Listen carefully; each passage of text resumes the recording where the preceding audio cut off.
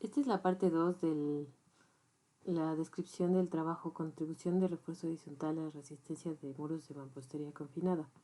Esta parte abarca el programa y los resultados experimentales. Si usted desea ver la primera parte, que fue la introducción, o la última parte, que es la comparación con otras series experimentales, los links o ligas a esos videos estarán en la descripción de este video abajo. Bueno, este video abarca descripción de materiales, de especímenes de prueba, marcos de carga e instrumentación, descripción del daño, curvas histeréticas, curvas envolventes, la contribución a la resistencia máxima del acero horizontal y la eficiencia del acero horizontal. Bueno, entonces para el programa experimental se probaron 6 muros.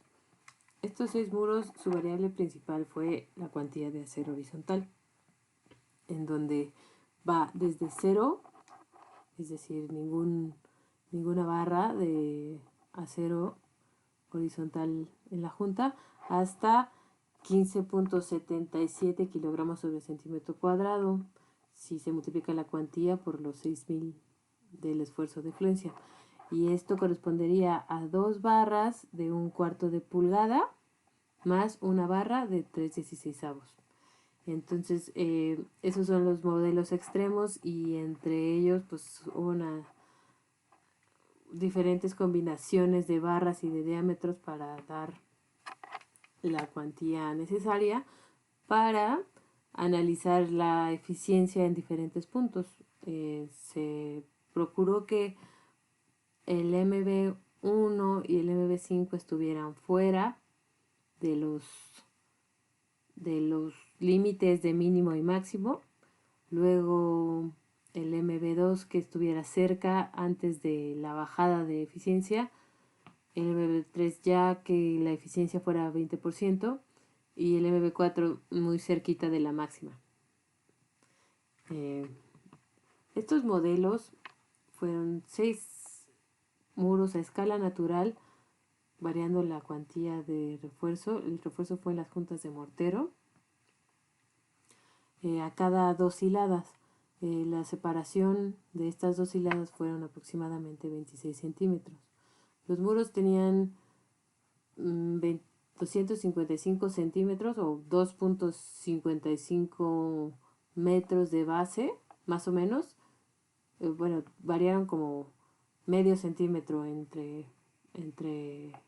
espécimen, y también 2.55 metros de altura. Se le pusieron unas vigas de 12 por 26, unas vigas de cerramiento de esta, y una losa de peralte de 10 centímetros. Y los castillos exteriores fueron de 15 centímetros por 12 centímetros, que sería el espesor de la pieza. Se utilizaron bloques de concreto liso multiperforado de tipo BH12. Es una empresa mexicana que hace bloques de concreto. Este bloque es estructural y es pequeño. Tiene dimensiones de 11.9 y 24 de largo. Y los valores de diseño de cuando se consultó y se hizo este experimento, que fue en 2014, eran estos, ¿no? A resistencia a compresión 85 kilogramos sobre centímetro cuadrado y a compresión diagonal de 8 kilogramos sobre centímetro cuadrado. Estos valores también dependen del mortero que se utilice. Entonces no solamente depende de la pieza, sino también de qué tipo de mortero. Si es de tipo 1 o de tipo 2, también afectan estos valores. Entonces es un indicio, ¿no? Consultar la ficha técnica de la pieza, pero también pues hay que asegurarse de que el mortero que se utilice pues sí sea de la calidad adecuada para que tenga estos valores. Y bueno, la relación de aspecto de los muros fue 1. Relación de aspecto se refiere a la altura del muro entre la longitud. Entonces se trató de que fuera cercano a la unidad para que se pareciera a otros experimentos que se habían hecho anteriormente también de muros cuadrados. Los materiales utilizados fueron, bueno, ya había mencionado, de pieza de mampostería, el bloque de concreto liso multiperforado. Estos bloques se consideran piezas sólidas porque tiene un área neta promedio de 78%. Aunque la ficha pueda llegar a decir algún porcentaje, lo mejor es que ya en obra se verifiquen las dimensiones, que se cumpla con los espesores de paredes, etcétera. Aquí en esta fotografía se le hizo un pequeño corte a la pieza para que embonara bien en la instrumentación, pero bueno, en realidad estas son lisas, ¿no? Bueno, no tienen este saquecito. Aproximadamente cada pieza pesará como unos 5 kilogramos. Y ya, es de concreto, ¿no? Se utilizó para pegar los bloques un mortero tipo 1, que se utilizó cemento, cal, arena, la relación de 1, 1/4 a 3, digamos en la dosificación. Esta dosificación llevó a que el promedio de resistencia fuera de 211 kilogramos sobre centímetro cuadrado de los cubitos. Entonces, por cada muro de estos, me voy a regresar, por cada uno de estos muros, que fueron 6, se sacaron 3 pilas. Las pilas son estas, 3 muretes, que son los cuadrados, y 9 cubitos de mortero. Es decir, 3 por cada pila, 3 por cada murete. ¿Ok? No es cierto, 3 por cada pila nada más. Entonces se hizo estas muestras, pequeñas probetas, se utilizan para conocer más o menos las propiedades del material ya puesto en el experimento. Entonces, a 1/3 se hacía una pila, un murete y 3 cubitos. A 2/3 lo mismo, pila, murete, 3 cubitos y así, por los 6 muros. Esto para hacer obtener los valores principales. El cemento, es importante mencionarlo, el cemento fue de CPC 40. La arena que se utilizó tanto para el concreto como el mortero fue con granulometría especificada. Es una arena que ya venden, digamos, en sacos. Y una grava para el concreto, una grava de 3/8. Es una grava chiquita que también le llaman aquí en la Ciudad de México granzón o sello. Y esta se utilizó porque en los castillos habían espacios muy pequeños en los que la grava regular de 3/4 no iba a pasar.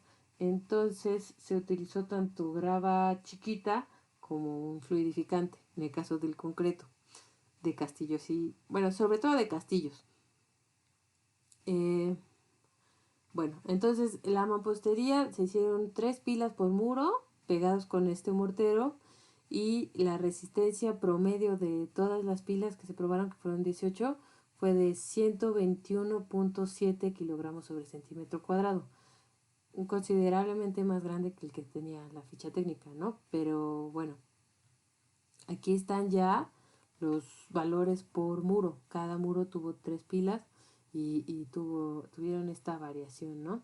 El muro MB4 tiene considerablemente más grande la resistencia a compresión y eso tiene una explicación que es que el día que se construyó ese muro y esas probetas, las piezas estaban saturadas de agua de lluvia, porque en el laboratorio algunos de los materiales que no había problema de que se mojaran, se almacenaban en la parte de afuera. Entonces al construirlo con las piezas saturadas, al parecer cemento del mortero y se curó de más y y resultaron muy resistentes esas pilas. Sin embargo, la resistencia de esos muretes, aunque sí fue alta, pues también está dentro del rango, ¿no? Hay que tener cuidado con ese tipo de cantidad de agua cuando se construye los muros, ¿no? Puede que sí sean más resistentes si están mojadas las piezas, pero puede que se haga más rígida en total, ¿no? Entonces, este valor por eso salió. Y tiene que ver con eso, con el agua, digamos, con la saturación de las piezas.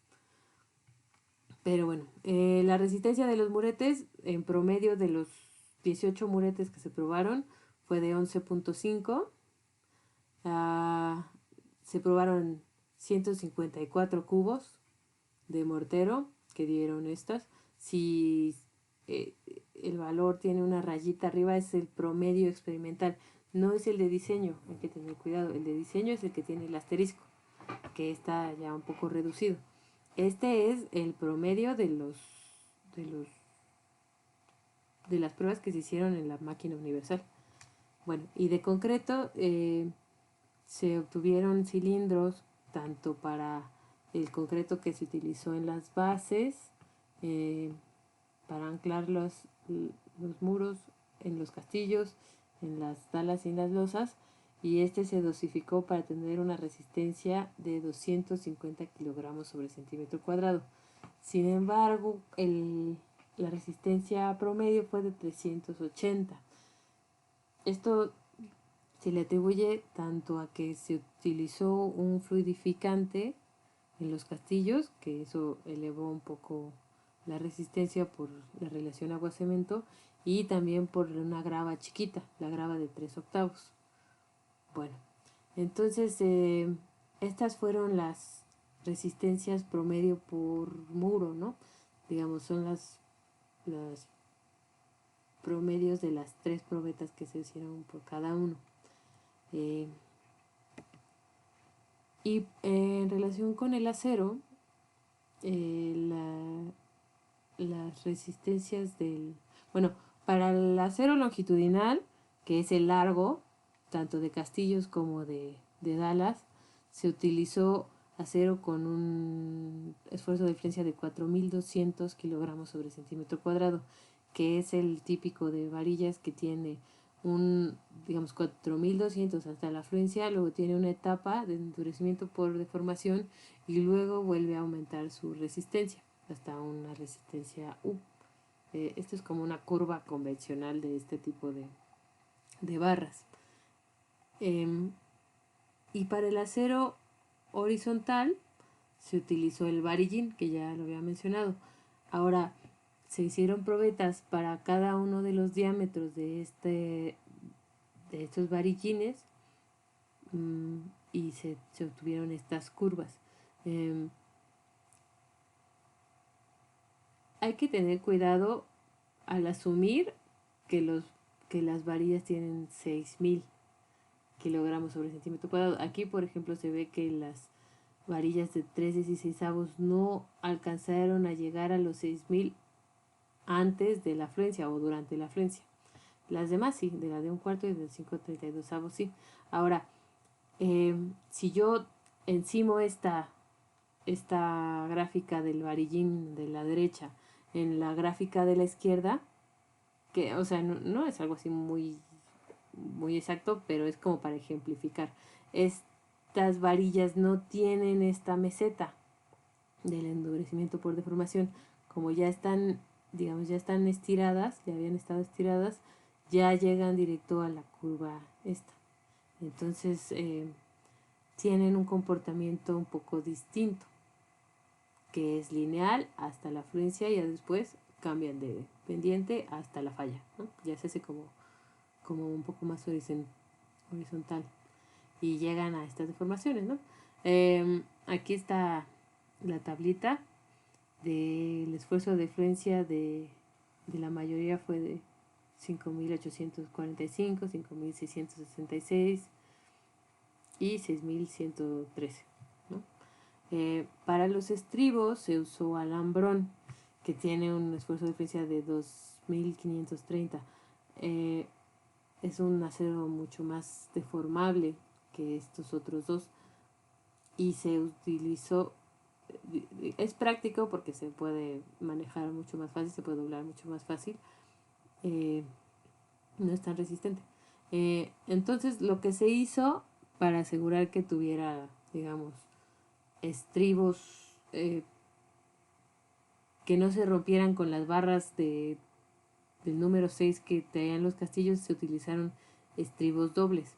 Entonces estuvieron más, digamos, más juntos cerca de las orillas, bueno, de los extremos superior e inferior, y más espaciados en el centro, como está el reglamento. Entonces tuvieron un espaciamiento de 9 centímetros en los extremos y de 18 centímetros en el centro. Y las traves tuvieron estribos, estos estribos fueron sencillos, no fueron dobles, a cada 18 centímetros. Y la losa, se hizo una pequeña losita a los muros para que pudiera asentar ahí la viga que va a transmitir la carga del gato. Y esta viga se reforzó con unas grapas de varilla, de varilla del 3/8. Entonces así se armaron los muros. Esta es una fotografía de los marcos de carga. Este es el plano. Digamos, la carga lateral se ejerció mediante un gato hidráulico me parece que era de 100 toneladas. Y este está conectado a una viga de acero. Este es un cajón y luego ya la viga de acero. Y esta viga estaba atornillada, aquí se ven los tornillos en todo lo largo de la losa. Y entonces esto transmitía la carga lateral hacia el muro. El muro estaba anclado a la losa de reacción del laboratorio de estructuras grandes. Y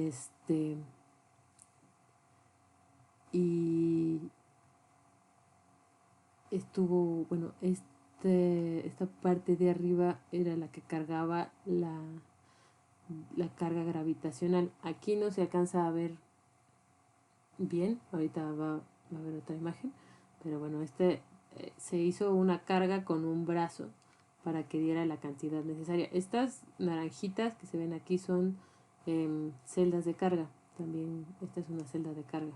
Entonces esto era lo que medía la carga que se le aplicaba al muro. Pero en términos de distorsión o de desplazamiento se utilizaron este tipo de aparatos que son deformímetros o LVDTs, que se les llaman, conectados a unas consolas de marca Tokyo Suke. Bueno, esta es la historia de carga. Se utilizó la del reglamento de 2004, en donde hay una primera etapa que es controlada por carga. Entonces la primera es 0.25 veces el agrietamiento, 0.5 veces la carga de agrietamiento y luego ya la carga de agrietamiento. Pues, digamos, una vez que se llega a ese punto, se controla ahora por distorsión. Entonces lo que se ve aquí como sube y baja, ¿no? En realidad sería como avienta a la derecha, regresa, avienta a la izquierda, regresa. Y luego se repite ese ciclo. Derecha, regresa, izquierda, derecha, regresa. Y así. Entonces, fueron pruebas, se les llama cíclicas, reversibles. Y también se les llaman cuasiestáticas. Cuasiestáticas es porque la aplicación de la carga es muy lenta, de manera que el factor tiempo o dinámico no participa. Entonces fueron procedimientos muy lentos en los que aventaban el muro, lo regresaban y así. Y cada que se terminaba un ciclo, había un pico de ciclo, se detenía la prueba para marcar las grietas. Aquí se puede observar que hay unas, digamos, las grietas se marcan o en azul o en rojo. Y se le ponía el número del paso o de la lectura en la que apareció, o se, digamos, la más cercana, porque a veces no se podía distinguir. Pero bueno, ese es el marco de carga y la historia de carga. Aquí es cómo se aplicó la carga gravitacional. Entonces se puso una viga perpendicular apoyada en una articulación que tenían en el laboratorio que simulaba un apoyo simple.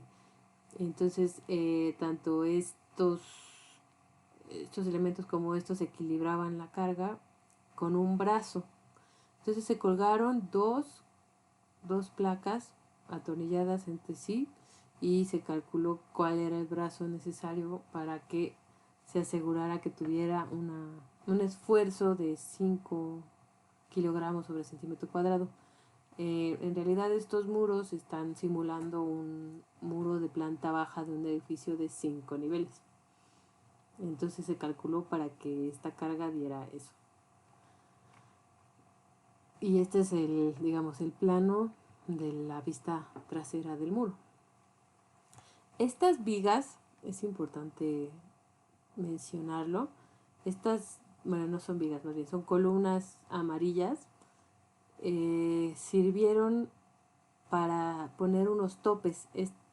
Estos ángulos o Cs que se pusieron aquí funcionaron como topes para asegurarse que el muro se moviera en el plano. Se le pusieron unos rodillitos para asegurarse que el muro se moviera en el plano.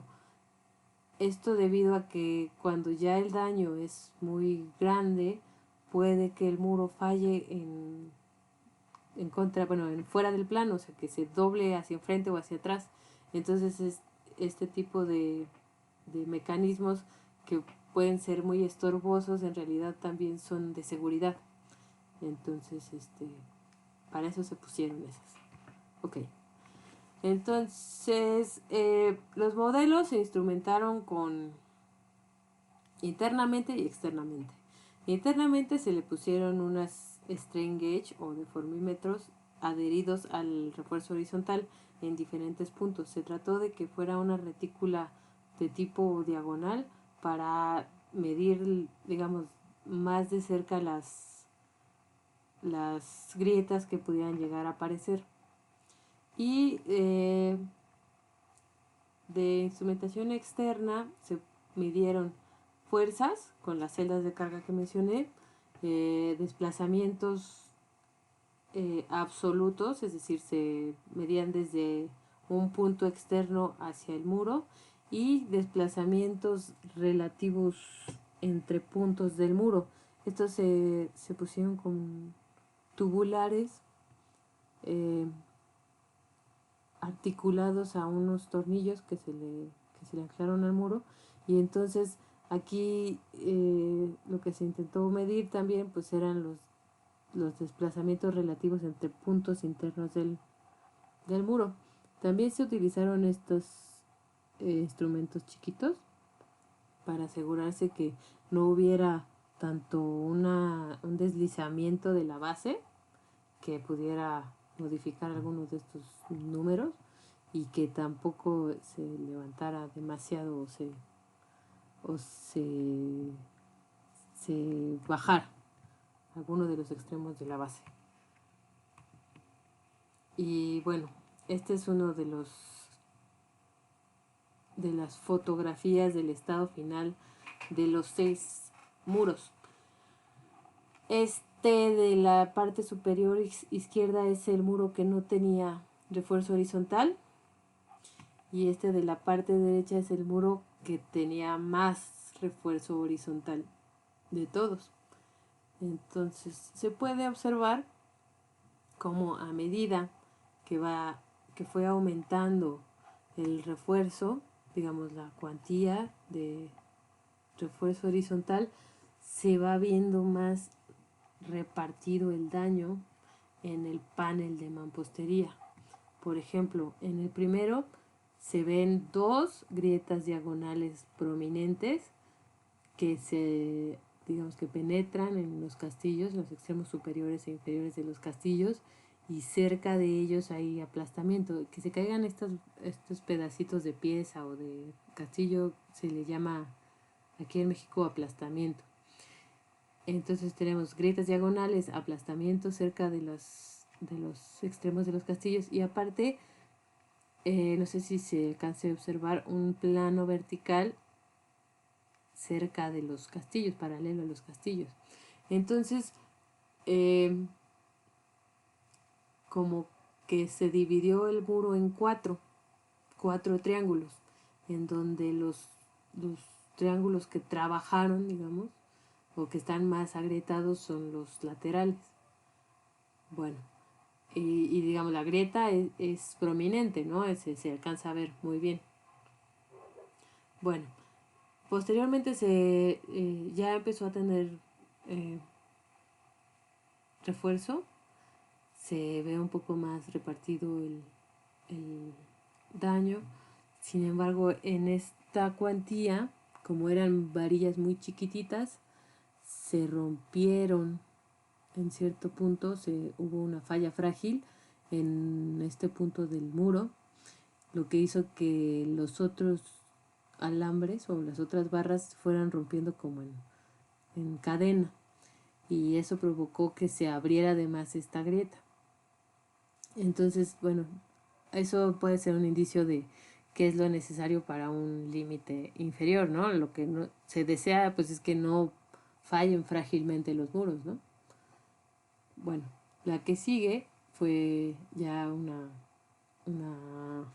cuantía de 6.2 kilogramos sobre centímetro cuadrado, y ya se ve mucho más repartido el daño en el panel, incluso con aplastamiento en las partes superiores y en la losa. O sea, se ve aquí en la unión entre la viga y la losa también una grieta horizontal.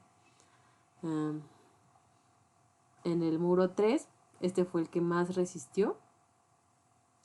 La mampostería incluso no solamente tuvo aplastamiento, sino que también se puede ver de un lado a otro, o sea, se deshizo de cierta manera, pero todo lo demás quedó entero, ¿no? Ahorita se va a ver en las curvas histeréticas cómo se comportó. En el muro 4, que es el que se hizo con piezas mojadas, la primera parte, sí se ve que no tuvo tanto agrietamiento, pero en lugar de eso empezó a tener algunos planos de deslizamiento. Aquí se ve uno clarito, que es en la cuarta hilada, y luego ya en la parte superior, aquí y cerca de la losa, ¿no? Y mucho agrietamiento diagonal y aquí, ¿no? Ya el muro más reforzado tuvo muchísimas grietas, tanto ya digamos las grietas diagonales llegaban a los extremos opuestos, y aplastamiento. Estas son las curvas histeréticas. Estas grafican distorsión o desplazamiento contracortante. Y bueno, lo deseable para un muro pues es que tenga tanto resistencia como capacidad de distorsión. Y bueno, lo que se observa es que este es el muro que no tuvo refuerzo, que tuvo 2.3, digamos una varilla de 5.32 avos que fueron aumentando. Y entonces se desea que tenga lazos estables. ¿Qué quiere decir esto? Que suban y que bajen y regresen así como muy armónicamente. Cuando tienen una falla frágil se ve como esta. como caídas así muy abruptas, etcétera. Repito, es el muro que se le rompió el alambre. Entonces, bueno, se puede observar lo siguiente, que entre más refuerzo horizontal se le coloque al muro, más estable son y digamos, más desplazamiento se le permite tener, bueno, tiene más bien el muro. Cuando no tiene, pues tiene una resistencia de 30, por ejemplo, en este caso 30.7 toneladas, a comparación con el que resistió más, que fue 42.95 toneladas, ¿no? El muro MB3. Pero no por más acero que se le ponga, sigue aumentando la resistencia. Entonces hay como un punto de transición en la que, aunque le pongan 10 varillas en la junta, ya no sigue resistiendo más. Y a ese se le está llamando cuantía límite. Pero bueno, eso es ahorita, más adelante lo voy a explicar. Lo que se puede observar aquí es que entre más acero, aunque no tuvo tanta resistencia, tuvo más capacidad de deformación. Entonces, es deseable para resistencia ante sismos de muros de planta baja, que son los que tienen más concentración de daño, etcétera, pues que tengan un comportamiento así, ¿no? No que sean frágiles o que tengan poquita capacidad de deformación, sino que sean, aparte de todo, que puedan también disipar energía, ¿no? Entonces estas son las curvas envolventes de las curvas histeréticas. Esto quiere decir que se tomaron los puntos máximos de cada curva. Son estas, siendo el amarillo el 0 y el verde el máximo, ¿no? Entonces aquí se puede ver que el muro que más resistió fue el MB3, no, digamos uno intermedio, ¿no? No el que tuvo más acero ni el que tuvo menos, sino esta combinación. Esto pues sería lo más deseable. Aquí se ve, por ejemplo, la curva que no tuvo, digamos, donde tuvo una falla frágil, aquí se rompió y ya bajó para acá. Bueno, aquí ya no se puso porque ya no se midió, pero aquí se cortó a una distorsión de 0.6. Y por ejemplo, esta MB3 tuvo su punto máximo en 0.8, pero todavía los muros alcanzaron a tener hasta 1%, 1.2, hasta 2%, ¿no? Ya es una capacidad de deformación muy alta, por lo menos para muros de mampostería. Los muros de concreto también pueden llegar a dar eso, pero en mampostería no se espera que tengan ese tipo de comportamiento, o si lo tienen, no tanta resistencia.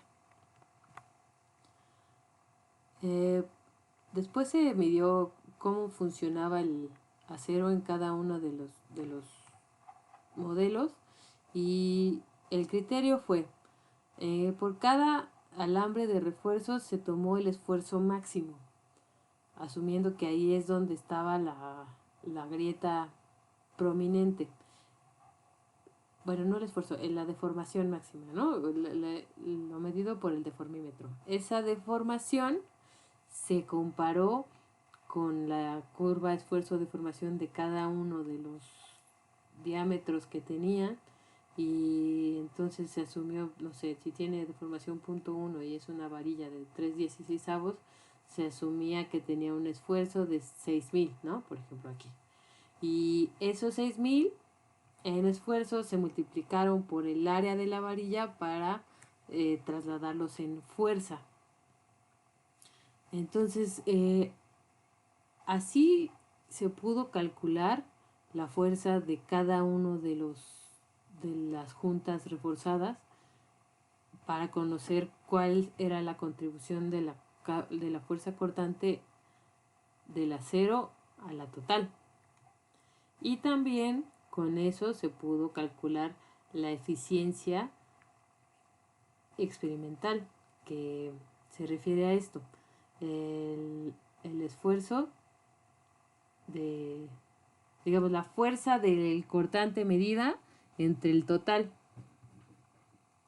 asumiendo que si todos los alambres funcionaran simultáneamente al máximo, cuánto de eso sí se midió, ¿no? Cuánto de eso sí se pudo registrar. Entonces, así se hizo un conteo de cuál era la contribución del acero de acuerdo al modelo. Por ejemplo, el modelo 1 llegó a 5.3 toneladas, ¿no? Este llegó a 16 y así, ¿no? De acuerdo a lo acumulado, porque más este, más este, más este, más este, o sea, 8 de los alambres, cómo se comportaron, ¿no? Y este valor se le restó al total, más o menos para separarlo, ¿no? Uno correspondiente al acero, como está en la ecuación, y otro correspondiente a la mampostería, el rojo, a la mampostería, y también el castillo, ¿no? Que también participa. El que sí estamos seguros, bueno, no seguros, como se dice, el que sí se pudo calcular con los registros experimentales fue el verde y el azul. El rojo es una resta del azul menos el verde, ¿ok? Y bueno, otra cosa que se puede observar en estas gráficas es que el acero no empieza a participar solo hasta que se agrieta el muro. Entonces se puede ver como una sección plana y luego empieza a subir. Y cuando empieza a subir es cuando se puede observar que se separa la línea roja de la línea azul. En todas consistentemente pasa eso, ¿no? Entonces eso también da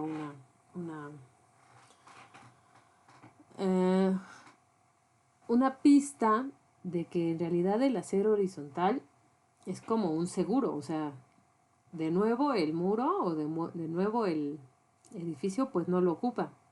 Empieza a funcionar hasta que hay un sismo o un agrietamiento, un asentamiento o algo así.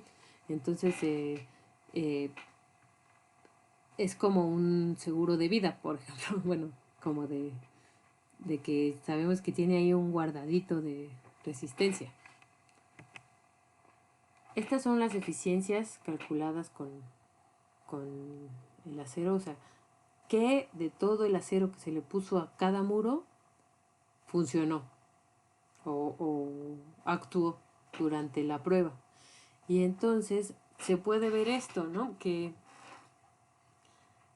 para el primer muro, el que se rompió, llegó hasta 77.43 y una vez que se rompió, bajó y volvió a actuar. El muro 3 tuvo 78%, el muro 2 82%, en el máximo, ¿no? Esta medición es en la resistencia máxima. Y el que tuvo menos, pues fue el muro 5, MB5. ¿Esto qué quiere decir? Lo que se le atribuye a esta gráfica, pues es que llega a un punto de cantidad de acero que ya no es funcional seguirle poniendo. O sea que ya no trabaja lo suficiente. Ya más bien estorba. En el caso de la curva verde. Pero en el caso amarillo es necesario ponerle más para evitar una fractura frágil, ¿no? O sea, abrupta. Y estas curvas del medio, pues sí están funcionando. Pero a comparación de cómo estaba la norma de 2004 de eficiencia, la mayoría está dando arriba de 60% de eficiencia. Entonces hay que revisar más o menos cuáles son los objetivos de la norma, ¿no? Que es más bien pues, calcular la resistencia máxima, ¿no? La que puede dar el muro. Claro, con sus factores de reducción y con sus limitaciones, ¿no? Bueno, todo con seguridad, pero que se asemeje más al comportamiento real que se está observando en el laboratorio de los muros. Entonces, estas son las curvas encimadas. Esta es la de la del cortante de acero y la del cortante de la mampostería. Y me voy a enfocar más en la de la izquierda, en la que se ve que la curva del MB5 y la MB4 son similares, ¿no? Tienen como la misma altura y más o menos así. Esto quiere decir que el máximo funcional está cerca del MB4 y ya ponerle más de esa ya no es tan eficiente, ¿no? Es un límite, hay un límite ahí, un umbral de cuantía de acero.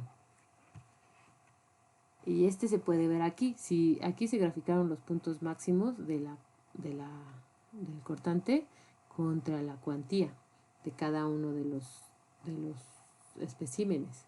Entonces se ve que el MB0 estuvo cerca de 30, el MB3 42 más o menos, y luego bajó la resistencia máxima. Y en cuestiones de acero, de resistencia del acero horizontal, fue subiendo de 0 a 5, a 15, así, hasta llegar a 30 toneladas y ya de ahí se estancó, ¿no? Eso se puede observar. Y en función de eso también se ve que la resistencia de la mampostería a la resistencia máxima, no al agrietamiento, sino a la resistencia máxima, también tiende a bajar con respecto a la cuantía que se le coloca al muro. Bueno, hasta aquí voy a dejar que es el de los resultados experimentales. El siguiente video va a ser comparado con otras series experimentales que se hicieron. Muchas gracias.